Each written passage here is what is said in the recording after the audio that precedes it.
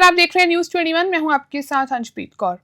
जोबनेर उपखंड क्षेत्र में सरकारी स्कूल भवन अब बच्चों के लिए खतरे का सबब बन गए हैं। बारिश के दिनों में इन शिक्षा के मंदिरों की टपकती छतें और जर्जर दीवारें बढ़ते हादसों को न्योता दे रही हैं।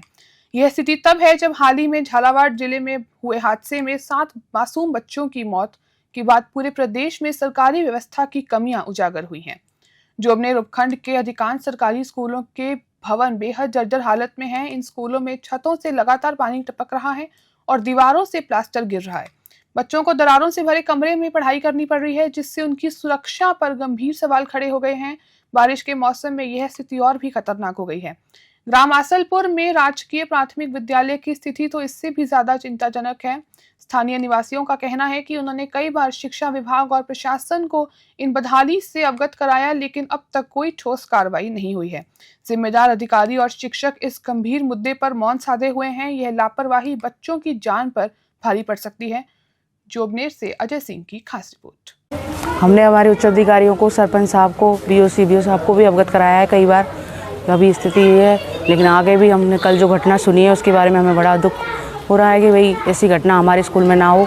इसलिए हम आगे कहेंगे अधिकारियों से हमारे कि जल्दी से जल्दी कोई एक्शन लें और हमारे स्कूल को सही करवा दें। कितने पुरानी स्कूल है, कितने कमरे जर्जर हो चुके हैं, क्या स्थिति, बच्चों को किस तरह से अपन पढ़ाते हैं शिक्षा? सन 1962 से बना हुआ है स्कूल, लेकिन अभी इसकी कोई मरम्मत नहीं करवाएगी इतनी प्रॉपर, इसलिए ज़्यादा ही जर्जर हो चुका है। चूने का बना हुआ है, पहले से सारे कमरे टपक रहे हैं। सभी एक कमरा है जो लास्ट में पहले बनवाया, वो थोड़ा सही है, बाकी पूरी छत और पूरे कमरे वगैरह चूने के बने हैं, तो सारे ही गिर रहे हैं। कितने बच्चे यहाँ पर अभी अध्ययन कर रहे हैं, उन बच्चों की पढ़ाई कैसे कर पाते हैं फिर आप ऐसी स्थिति में? 45 बच्चे का नामांकन है अभी हमारे स्कूल में। बच्चे आ भी रहे हैं, नामांकन भी हो रहा है, लेकिन अगर ऐसी स्थिति रही तो फिर हम क्या कर पाएंगे। इसलिए हम उच्च अधिकारियों से, हमारे और सरपंच साहब से कहेंगे कि जल्दी से हमारी स्कूल की स्थिति को सुधारें तो हम कुछ कर पाएँ।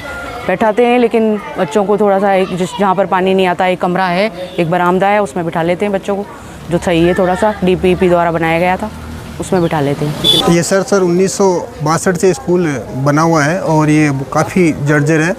और इसका हमने 2018 में भी एक बार पत्रकार महोदय को बुला के इसका निरीक्षण करवाया था, तब भी इसकी छत गिर गई थी एक तरफ से।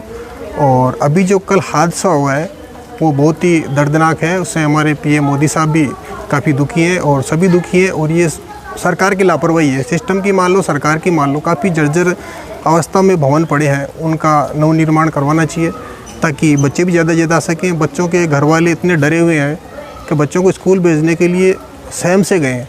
आज देखिए बच्चे कितने से बच्चे आए, करीबन 10-12 बच्चे आए स्कूल में, जबकि यहाँ नामांकन 50 के आसपास है।